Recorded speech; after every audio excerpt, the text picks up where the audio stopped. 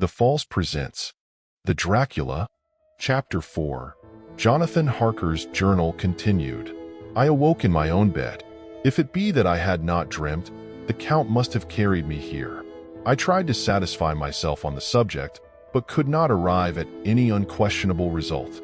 To be sure, there were certain small evidences, such as that my clothes were folded and laid by in a manner which was not my habit. My watch was still unwound, and I am rigorously accustomed to wind it the last thing before going to bed, and many such details. But these things are no proof, for they may have been evidences that my mind was not as usual, and, for some cause or another, I had certainly been much upset. I must watch for proof. Of one thing I am glad. If it was that the Count carried me here and undressed me, he must have been hurried in his task, for my pockets are intact. I am sure this diary would have been a mystery to him which he would not have brooked. He would have taken or destroyed it. As I look round this room, although it has been to me so full of fear, it is now a sort of sanctuary, for nothing can be more dreadful than those awful women who are waiting to suck my blood. 18th May. I have been down to look at that room again in daylight, for I must know the truth. When I got to the doorway at the top of the stairs, I found it closed.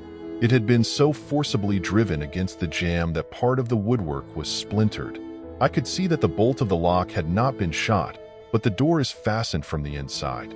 I fear it was no dream, and must act on this surmise. 19th May. I am surely in the toils. Last night the Count asked me in the suavest tones to write 3 letters, one saying that my work here was nearly done, and that I should start for home within a few days, another that I was starting on the next morning from the time of the letter, and the third that I had left the castle and arrived at Bistritz. I would fain have rebelled, but felt that in the present state of things, it would be madness to quarrel openly with the Count whilst I am so absolutely in his power, and to refuse would be to excite his suspicion and to arouse his anger. He knows that I know too much, and that I must not live, lest I be dangerous to him. My only chance is to prolong my opportunities. Something may occur which will give me a chance to escape. I saw in his eyes something of that gathering wrath which was manifest when he hurled that fair woman from him. He explained to me that posts were few and uncertain, and that my writing now would ensure ease of mind to my friends. And he assured me with so much impressiveness that he would countermand the later letters, which would be held over at Bistritz until due time in case chance would admit of my prolonging my stay, that to oppose him would have been to create new suspicion. I therefore pretended to fall in with his views, and asked him what dates I should put on the letters. He calculated a minute, and then said, the first should be June 12th, the second June 19th, and the third June 29th. I know now the span of my life. God help me. 28th May. There is a chance of escape, or at any rate of being able to send word home. A band of Scani have come to the castle, and are encamped in the courtyard. These are gypsies. I have notes of them in my book. They are peculiar to this part of the world, though allied to the ordinary gypsies all the world over. There are thousands of them in Hungary and Transylvania, who are almost outside all law. They attach themselves as a rule to some great noble or boyar, and call themselves by his name. They are fearless and without religion, save superstition, and they talk only their own varieties of the Romany tongue. I shall write some letters home, and shall try to get them to have them posted. I have already spoken to them through my window to begin acquaintanceship. They took their hats off and made obeisance and many signs, which, however, I could not understand any more than I could their spoken language. I have written the letters. Mina's is in shorthand, and I simply ask Mr. Hawkins to communicate with her. To her I have explained my situation, but without the horrors which I may only surmise. It would shock and frighten her to death were I to expose my heart to her. Should the letters not carry, then the Count shall not yet know my secret or the extent of my knowledge. I have given the letters. I threw them through the bars of my window with a gold piece, and made what signs I could to have them posted. The man who took them pressed them to his heart and bowed, and then put them in his cap. I could do no more. I stole back to the study and began to read. As the Count did not come in, I have written here. The Count has come. He sat down beside me and said in his smoothest voice as he opened 2 letters, The Scani has given me these, of which, though I know not whence they come, I shall, of course, take care. See, he must have looked at it. One is from you, and to my friend Peter Hawkins. The other, here he caught sight of the strange symbols as he opened the envelope, and the dark look came into his face, and his eyes blazed wickedly. The other is a vile thing, an outrage upon friendship and hospitality. It is not signed. Well, so it cannot matter to us. And he calmly held letter and envelope in the flame of the lamp till they were consumed. Then he went on, the letter to Hawkins that I shall, of course, send on, since it is yours. Your letters are sacred to me. Your pardon, my friend, that unknowingly I did break the seal. Will you not cover it again? He held out the letter to me, and with a courteous bow handed me a clean envelope. I could only redirect it and hand it to him in silence. When he went out of the room, I could hear the key turn softly. A minute later I went over and tried it, and the door was locked. When, an hour or two after, the Count came quietly into the room, his coming awakened me, for I had gone to sleep on the sofa. He was very courteous and very cheery in his manner, and seeing that I had been sleeping, he said, "So, my friend, you are tired? Get to bed. There is the surest rest. I may not have the pleasure of talk tonight, since there are many labors to me, but you will sleep, I pray." I passed to my room and went to bed, and strange to say, slept without dreaming. Despair has its own calms. 31st May. This morning when I woke, I thought I would provide myself with some papers and envelopes from my bag and keep them in my pocket, so that I might write in case I should get an opportunity, but again a surprise, again a shock. Every scrap of paper was gone, and with it all my notes, my memoranda, relating to railways and travel, my letter of credit, in fact all that might be useful to me were I once outside the castle. I sat and pondered a while, and then some thought occurred to me, and I made search of my portmanteau and in the wardrobe where I had placed my clothes. The suit in which I had traveled was gone, and also my overcoat and rug. I could find no trace of them anywhere. This looked like some new scheme of villainy.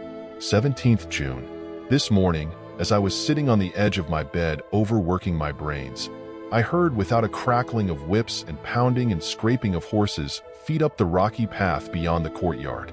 With joy I hurried to the window and saw drive into the yard 2 great lighter wagons, each drawn by 8 sturdy horses, and at the head of each pair a Slovak, with his wide hat, great nail-studded belt, dirty sheepskin, and high boots.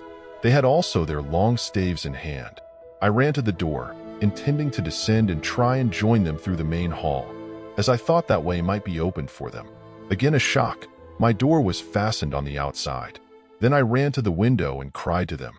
They looked up at me stupidly and pointed, but just then the hetman of the Scani came out, and seeing them pointing to my window, said something, at which they laughed. Henceforth no effort of mine, no piteous cry or agonized entreaty, would make them even look at me. They resolutely turned away. The lighter wagons contained great, square boxes, with handles of thick rope. These were evidently empty by the ease with which the Slovaks handled them, and by their resonance as they were roughly moved. When they were all unloaded and packed in a great heap in one corner of the yard, the Slovaks were given some money by the Scani, and spitting on it for luck, lazily went each to his horse's head. Shortly afterwards, I heard the crackling of their whips die away in the distance. 24th June. Last night the Count left me early and locked himself into his own room. As soon as I dared, I ran up the winding stair and looked out of the window, which opened south. I thought I would watch for the Count, for there is something going on. The Scani are quartered somewhere in the castle and are doing work of some kind.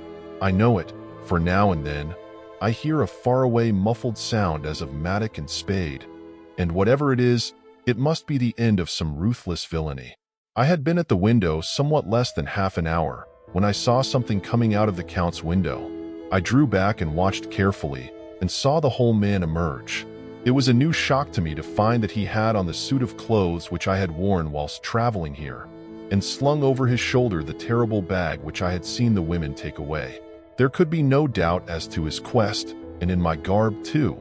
This, then, is his new scheme of evil, that he will allow others to see me, as they think, so that he may both leave evidence that I have been seen in the towns or villages posting my own letters, and that any wickedness which he may do shall by the local people be attributed to me. It makes me rage to think that this can go on, and whilst I am shut up here, a veritable prisoner, but without that protection of the law which is even a criminal's right and consolation, I thought I would watch for the Count's return, and for a long time sat doggedly at the window. Then I began to notice that there were some quaint little specks floating in the rays of the moonlight. They were like the tiniest grains of dust, and they whirled round and gathered in clusters in a nebulous sort of way. I watched them with a sense of soothing, and a sort of calm stole over me. I leaned back in the embrasure in a more comfortable position so that I could enjoy more fully the aerial gambling. Something made me start up, a low, piteous howling of dogs somewhere far below in the valley, which was hidden from my sight. Louder it seemed to ring in my ears, and the floating motes of dust to take new shapes to the sound as they danced in the moonlight. I felt myself struggling to awake to some call of my instincts. Nay, my very soul was struggling, and my half-remembered sensibilities were striving to answer the call. I was becoming hypnotized. Quicker and quicker danced the dust. The moonbeams seemed to quiver as they went by me into the mass of gloom beyond. More and more they gathered, till they seemed to take dim phantom shapes. And then I started, broad awake and in full possession of my senses, and ran screaming from the place. The phantom shapes, which were becoming gradually materialized from the moonbeams, were those three ghostly women to whom I was doomed. I fled, and felt somewhat safer in my own room, where there was no moonlight, and where the lamp was burning brightly. When a couple of hours had passed, I heard something stirring in the Count's room, something like a sharp wail quickly suppressed. And then there was silence, deep, awful silence, which chilled me.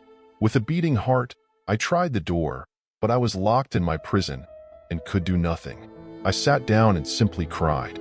As I sat, I heard a sound in the courtyard without, the agonized cry of a woman. I rushed to the window and, throwing it up, peered between the bars.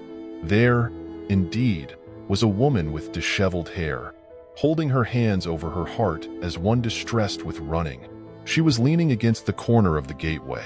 When she saw my face at the window, she threw herself forward and shouted in a voice laden with menace, "Monster, give me my child!" She threw herself on her knees and, raising up her hands, cried the same words and tones which wrung my heart. Then she tore her hair and beat her breast and abandoned herself to all the violences of extravagant emotion. Finally, she threw herself forward, and though I could not see her, I could hear the beating of her naked hands against the door. Somewhere high overhead, probably on the tower, I heard the voice of the Count calling in his harsh, metallic whisper. His call seemed to be answered from far and wide by the howling of wolves. Before many minutes had passed, a pack of them poured, like a pent-up dam when liberated, through the wide entrance into the courtyard. There was no cry from the woman, and the howling of the wolves was but short. Before long they streamed away singly, licking their lips.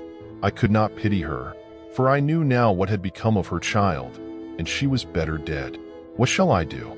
What can I do? How can I escape from this dreadful thing of night, gloom, and fear? 25th June. No man knows till he has suffered from the night how sweet and dear to his heart and eye the morning can be. When the sun grew so high this morning that it struck the top of the great gateway opposite my window, the high spot which it touched seemed to me as if the dove from the ark had lighted there. My fear fell from me, as if it had been a vaporous garment which dissolved in the warmth. I must take action of some sort whilst the courage of the day is upon me. Last night, one of my post-dated letters went to post, the first of that fatal series which is to blot out the very traces of my existence from the earth. Let me not think of it. Action. It has always been at night time that I have been molested or threatened, or in some way in danger or in fear. I have not yet seen the Count in the daylight. Can it be that he sleeps when others wake, that he may be awake whilst they sleep? If I could only get into his room, but there is no possible way. The door is always locked, no way for me. Yes, there is a way, if one dares to take it. Where his body has gone, why may not another body go? I have seen him myself crawl from his window. Why should not I imitate him and go in by his window? The chances are desperate, but my need is more desperate still. I shall risk it. At the worst, it can only be death, and a man's death is not a calf's, and the dreaded hereafter may still be open to me. God help me in my task. Goodbye, Mina, if I fail. Goodbye, my faithful friend and second father. Goodbye, all, and last of all, Mina. Same day later. I have made the effort, and God helping me, have come safely back to this room. I must put down every detail in order. I went whilst my courage was fresh straight to the window on the south side, and at once got outside on this side. The stones are big and roughly cut, and the mortar has by process of time been washed away between them. I took off my boots and ventured out on the desperate way. I looked down once, so as to make sure that a sudden glimpse of the awful depth would not overcome me, but after that kept my eyes away from it. I know pretty well the direction and distance of the Count's window, and made for it as well as I could, having regard to the opportunities available. I did not feel dizzy. I suppose I was too excited, and the time seemed ridiculously short till I found myself standing on the windowsill and trying to raise up the sash. I was filled with agitation, however, when I bent down and slid feet foremost in through the window. Then I looked around for the Count, but with surprise and gladness, made a discovery. The room was empty. It was barely furnished with odd things, which seemed to have never been used. The furniture was something the same style as that in the south rooms, and was covered with dust. I looked for the key, but it was not in the lock, and I could not find it anywhere. The only thing I found was a great heap of gold in one corner, gold of all kinds, Roman and British and Austrian and Hungarian and Greek and Turkish money, covered with a film of dust, as though it had lain long in the ground. None of it that I noticed was less than 300 years old. There were also chains and ornaments, some jeweled, but all of them old and stained. At one corner of the room was a heavy door. I tried it, for, since I could not find the key of the room or the key of the outer door, which was the main object of my search, I must make further examination,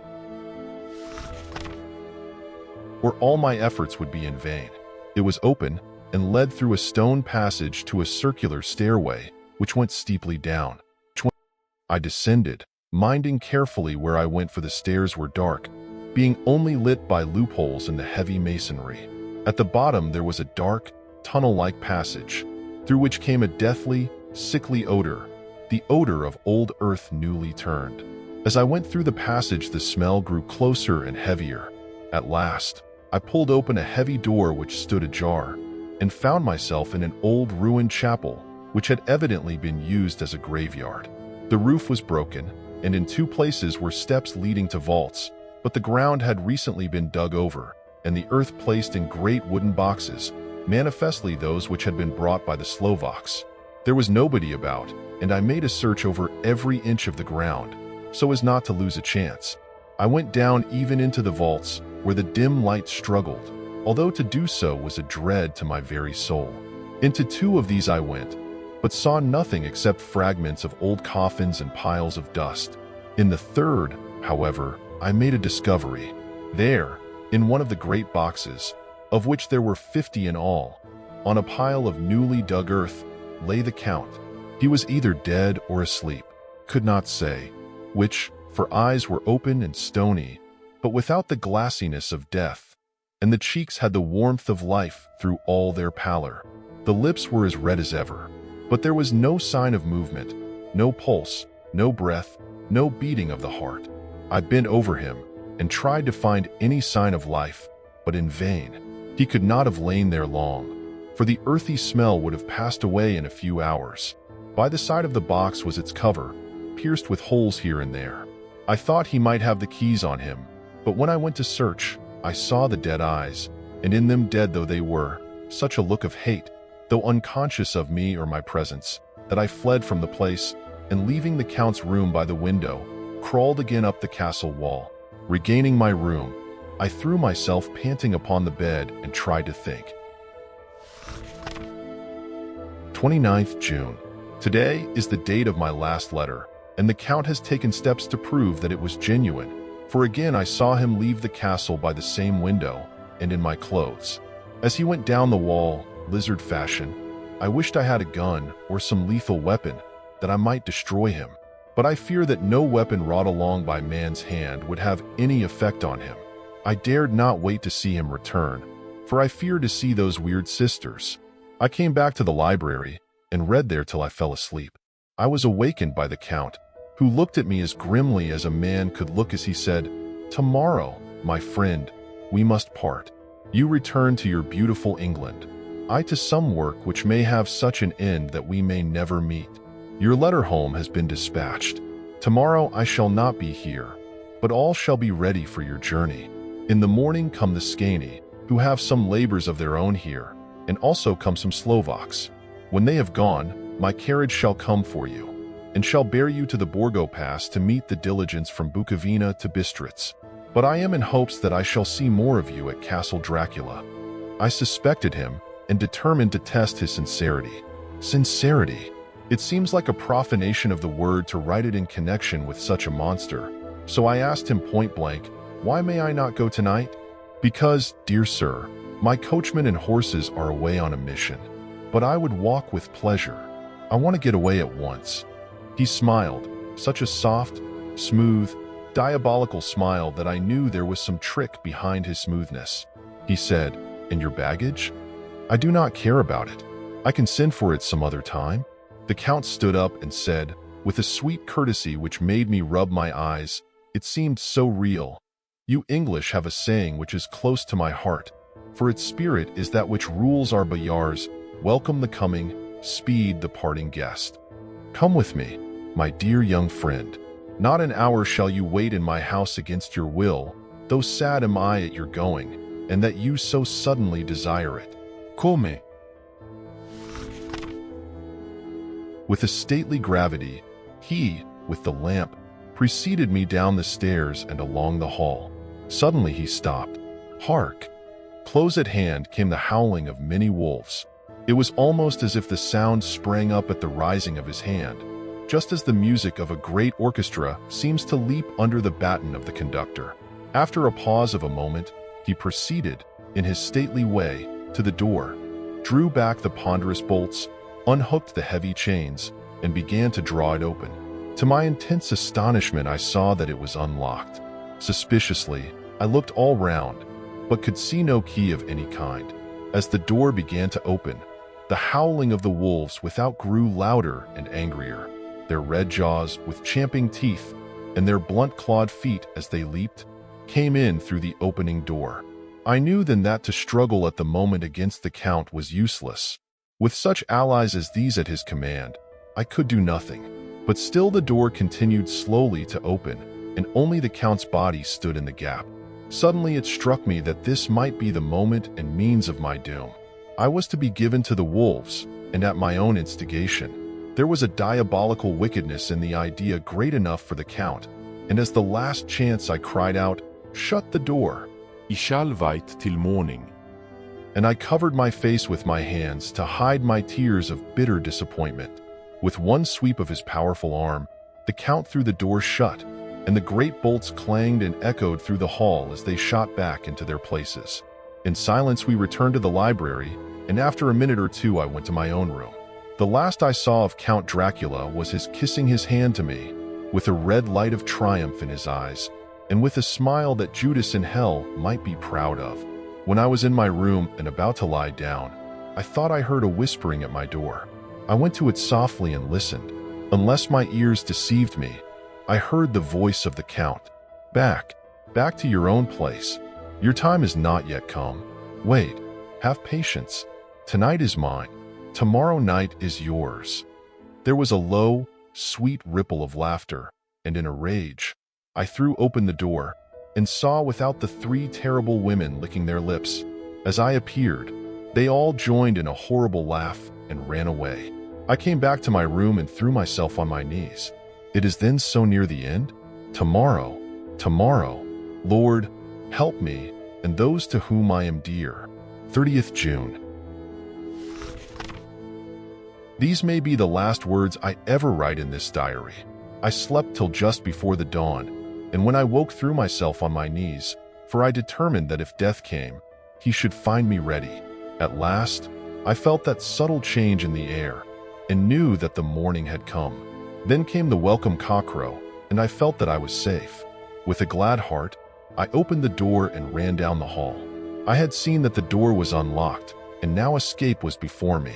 With hands that trembled with eagerness, I unhooked the chains and threw back the massive bolts. But the door would not move. Despair seized me. I pulled and pulled at the door and shook it till, massive as it was, it rattled in its casement. I could see the bolt shot. It had been locked after I left the Count. Then a wild desire took me to obtain the key at any risk, and I determined then and there to scale the wall again and gain the Count's room. He might kill me, but death now seemed the happier choice of evils. Without a pause, I rushed up to the east window and scrambled down the wall as before into the Count's room. It was empty, but that was as I expected. I could not see a key anywhere, but the heap of gold remained. I went through the door in the corner and down the winding stair and along the dark passage to the old chapel. I knew now well enough where to find the monster I sought. The great box was in the same place, close against the wall, but the lid was laid on it, not fastened down, but with the nails ready in their places to be hammered home. I knew I must reach the body for the key, so I raised the lid and laid it back against the wall. And then I saw something which filled my very soul with horror. There lay the Count, but looking as if his youth had been half restored. For the white hair and mustache were changed to dark iron gray. The cheeks were fuller, and the white skin seemed ruby red underneath. The mouth was redder than ever, for on the lips were gouts of fresh blood, which trickled from the corners of the mouth and ran down over the chin and neck. Even the deep, burning eyes seemed set amongst swollen flesh, for the lids and pouches underneath were bloated. It seemed as if the whole awful creature were simply gorged with blood. He lay like a filthy leech, exhausted with his repletion. I shuddered as I bent over to touch him, and every sense in me revolted at the contact, but I had to search, or I was lost. The coming night might see my own body a banquet in a similar war to those horrid three. I felt all over the body, but no sign could I find of the key. Then I stopped and looked at the Count. There was a mocking smile on the bloated face which seemed to drive me mad. This was the being I was helping to transfer to London, where, perhaps, for centuries to come he might, amongst its teeming millions, satiate his lust for blood, and create a new and ever-widening circle of semi-demons to batten on the helpless. The very thought drove me mad. A terrible desire came upon me to rid the world of such a monster. There was no lethal weapon at hand, but I seized a shovel which the workmen had been using to fill the cases, and lifting it high, struck, with the edge downward, at the hateful face. But as I did so, the head turned, and the eyes fell upon me, with all their blaze of basilisk horror. The sight seemed to paralyze me, and the shovel turned in my hand and glanced from the face, merely making a deep gash above the forehead. The shovel fell from my hand across the box, and as I pulled it away, the flange of the blade caught the edge of the lid, which fell over again, and hid the horrid thing from my sight. The last glimpse I had was of the bloated face, blood-stained and fixed with a grin of malice which would have held its own in the nethermost hell.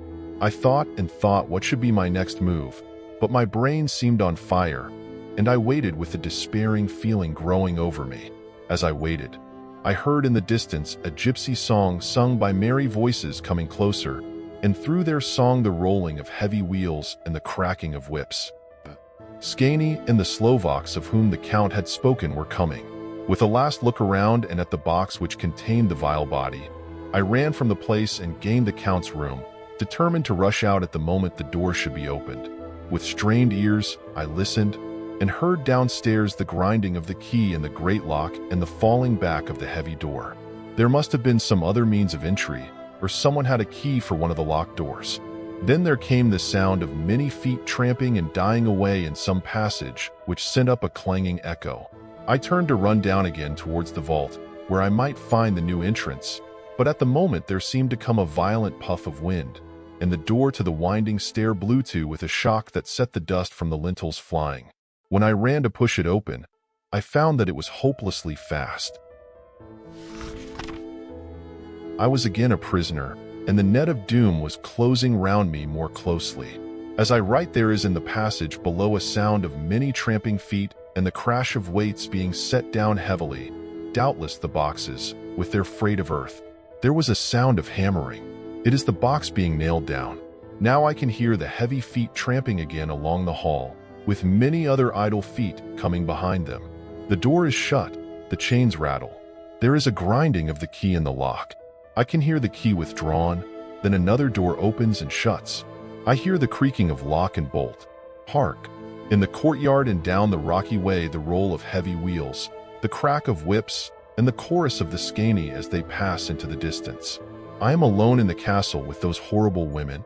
Fa. Mina is a woman, and there is naught in common. They are devils of the pit. I shall not remain alone with them. I shall try to scale the castle wall farther than I have yet attempted. I shall take some of the gold with me, lest I want it later. I may find a way from this dreadful place, and then away for home, away to the quickest and nearest train, away from the cursed spot, from this cursed land, where the devil and his children still walk with earthly feet. At least God's mercy is better than that of those monsters, and the precipice is steep and high. At its foot a man may sleep as a man. Goodbye, all. Mina. Please like, comment, share, subscribe to our channel for more. Thank you.